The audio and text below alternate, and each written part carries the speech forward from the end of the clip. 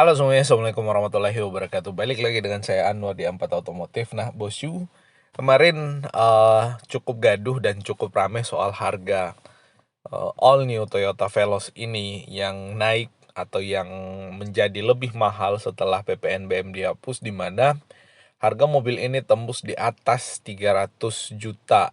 Range-nya mulai dari 325 jutaan sampai dengan 330 juta lebih, tergantung di mana kalian berada. Nah, semakin jauh dari Jakarta maka biasanya semakin mahal harganya. Biasanya seperti itu, bosku.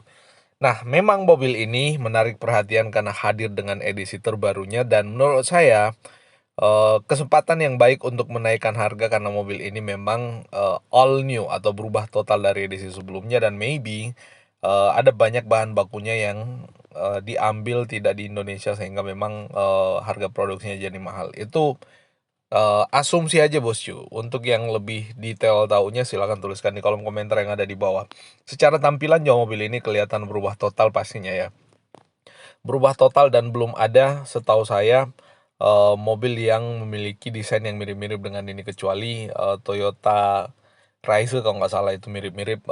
Tapi biasanya orang membandingkan antara mobil ini dengan Calya dan Sigra ya. Katanya itu yang dibesarkan, tapi itu perspektif orang bebas saja menanggapi seperti apa.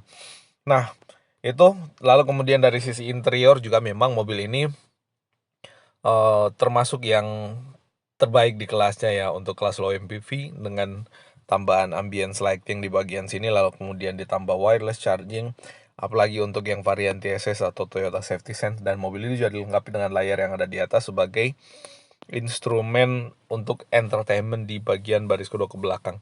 Yang paling dijual dari mobil ini juga adalah konfigurasi joknya yang bisa diatur menjadi long sofa kayak gitu, dan itu memang sangat cocok untuk keluarga atau orang yang disupirin biasanya. Misalkan kita misalkan ya suami lalu kemudian nyupirin istrinya, istri jadi bos di belakang, bisa mengatur joknya menjadi long sofa dengan anak-anak. Nah, dengan naiknya harga all new Veloz ini, banyak yang membandingkan antara apakah membeli all new Veloz ini atau dengan yang lain. Salah satu yang sempat komentar di postingan kita adalah mending beli Almas katanya.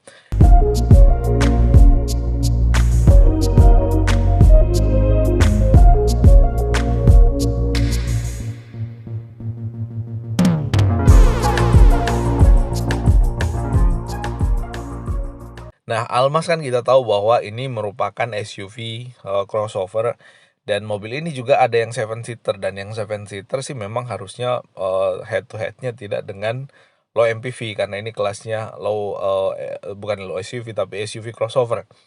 Nah, itu bosku, memang dari sisi harga kurang lebih nggak begitu jauh ya, kecuali yang RS itu tembus di angka 40 jutaan. Kalau yang varian paling basic kalau nggak salah di Almas itu kurang lebih mendekati harga daripada si Toyota New Veloz. Cuman dibandingkan dengan Almas, sebenarnya masih banyak pilihan lain yang mesti dipilih di range harga kurang lebih 300 jutaan, karena memang Toyota Veloz juga 300, di bawah 300 sampai di atas 300 range harganya. Nah, salah satu yang menjadi pilihan adalah, atau opsi yang dipertimbangkan adalah si all new Honda BR-V.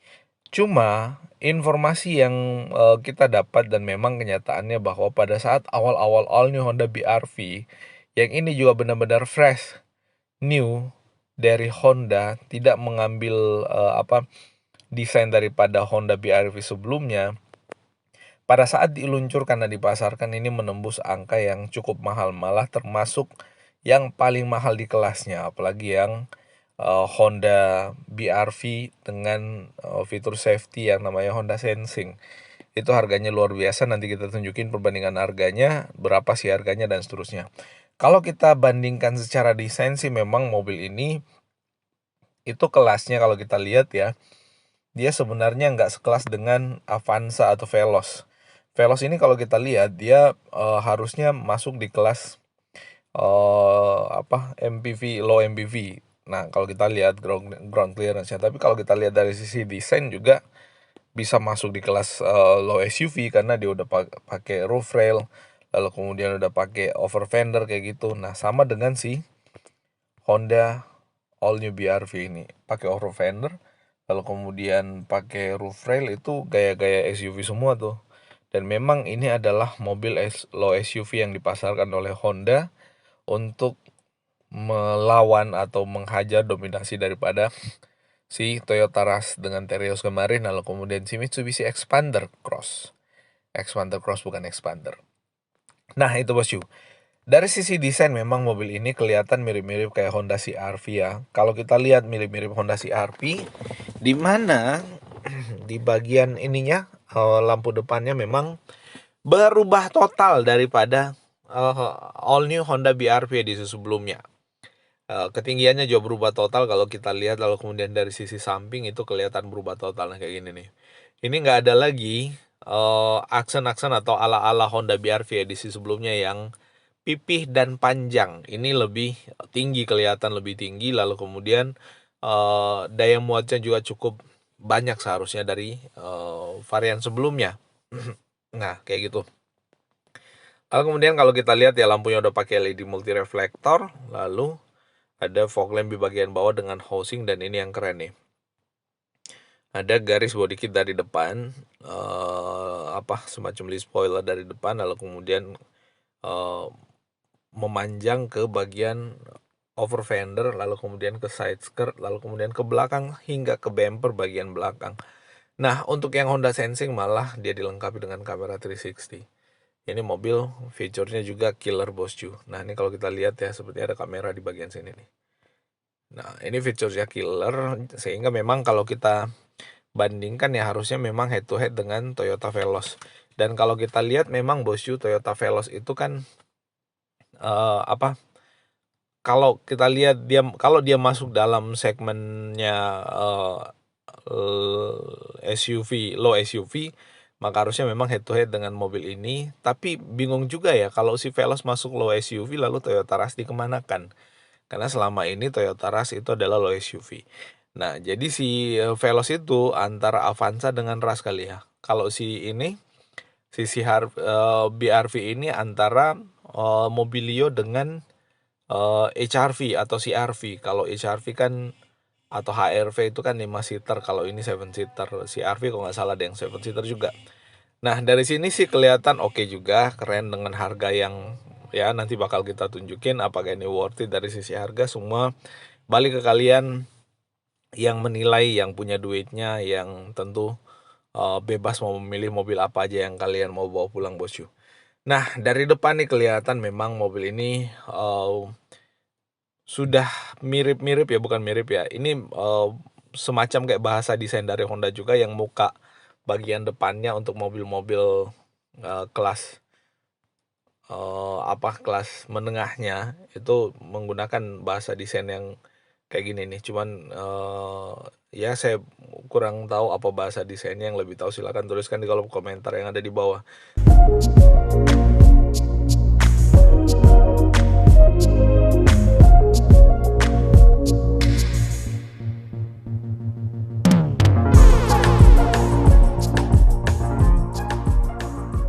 Tapi ini keren sih, ada aksen chrome yang memanjang dari lampu lalu kemudian ke atas grillnya, dan seolah-olah logo Hondanya menggantung di situ bosku. Nah, ini mantap juga. Nah, ini ada fog lampnya, lalu kemudian kalau kita lihat ya, di sini ada dummy di bagian bawah. Kenapa nggak dipasang lampu sennya di bawah ya? Ya harusnya sih kalau saya ya, ini subjektif. lampu sen di bawah perpaduan dengan lampu sen di atas, jadi yang di bawah nggak kelihatan kosong kayak gitu kan, kesian dibuat besar-besar kayak gitu tapi nggak ada isinya. Nah itu. Terus dari bagian belakang juga, apalagi untuk yang ini yang Prestige, ini Honda BR-V Prestige, kalau kita lihat cukup komplit ya. Untuk bagian belakangnya sensor kameranya ada 4, lalu kemudian ada kamera mundurnya, di atas ada washer untuk rear wipernya, udah pakai shark fin antena, dan lampunya udah kelihatan keren, udah mirip-mirip lampunya CR-V ya. Saya tuh paling suka lihat CR-V dari belakang, itu kelihatan seksi memang dan kelihatan megah mobil itu. Nah di bagian bawah ada reflektor dan sudah dilengkapi dengan rear bumper atau rear bumper belakang, atau apa sih, ya kurang lebih kayak gitu ya, rear belakang, bumper belakang yang warna silver ini, yang kelihatan mobil ini menjadi lebih ala-ala SUV lagi bosku.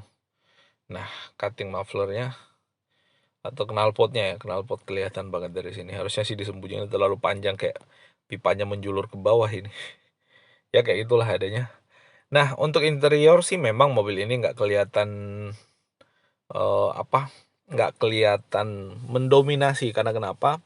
Permainan warnanya terkesan monoton, cuman warna hitam, sekalipun di situ ada aksen soft touch ya di bagian sini dan aksen kayu sedikit, tapi selebihnya monoton warna hitam aja kayak gitu.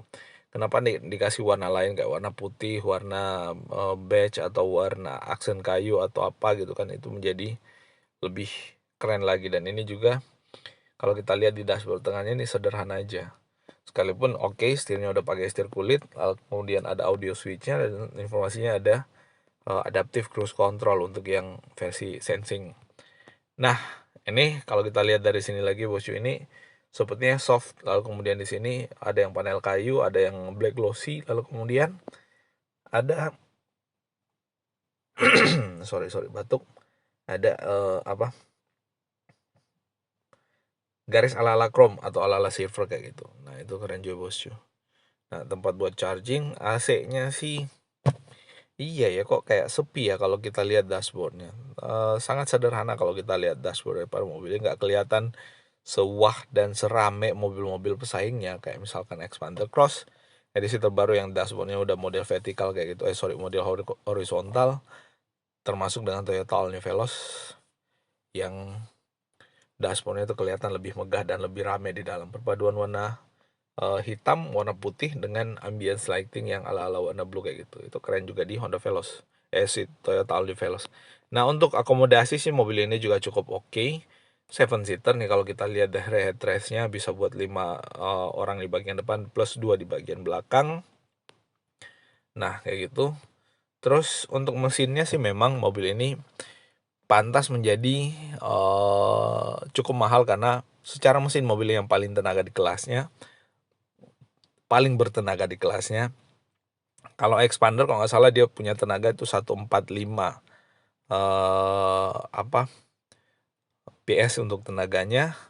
Kalau ini 121 PS ya, cukup besar di kelasnya lah ya, cukup besar mobil ini. Dan untuk torsinya mobil ini mencapai di angka kurang lebih 150 sekian Newton meter. Koreksi kalau keliru ya. Nah intinya mobil ini secara mesin atau secara performa memang menjadi yang paling tinggi di kelasnya. Nah itu bosku tentang mesinnya.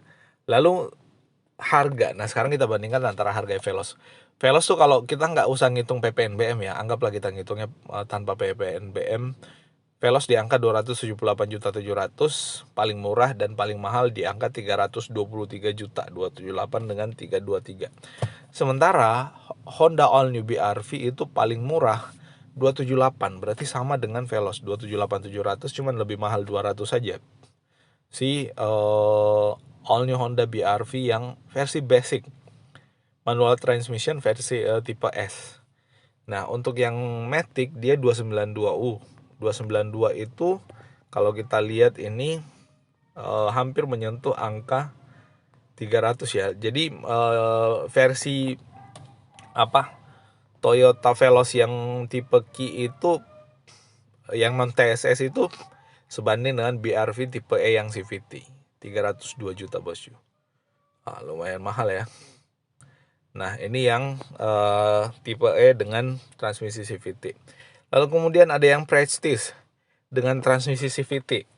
Nah, ini yang Prestige dengan transmisi CVT, dia dibanderol di angka 324. Ini udah sebanding dengan Toyota All New Veloz yang pakai Toyota Safety Sense. Nah, yang ini belum pakai Toyota Safety Sense. Wow, lumayan mahal juga.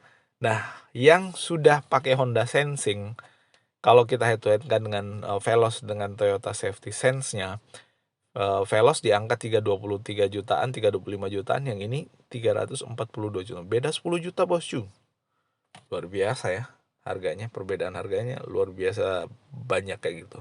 Nah, jadi semua balik ke kalian mau yang mana bosku, mau yang Honda ini, Honda All New BRV ini, atau beli Toyota Veloz, semua balik ke kalian bos, maunya yang mana. Nah, itu yang bisa kita informasikan kali ini. Semoga ini menjadi informasi bermanfaat dan jadi pertimbangan buat kalian yang akan membeli mobil, apakah beli All New Honda BRV atau All New Toyota Veloz atau Xpander Cross. Nah, itu update-nya. Terima kasih atas perhatiannya. Mohon maaf kalau ada yang keliru dan salah, dan assalamualaikum warahmatullahi wabarakatuh.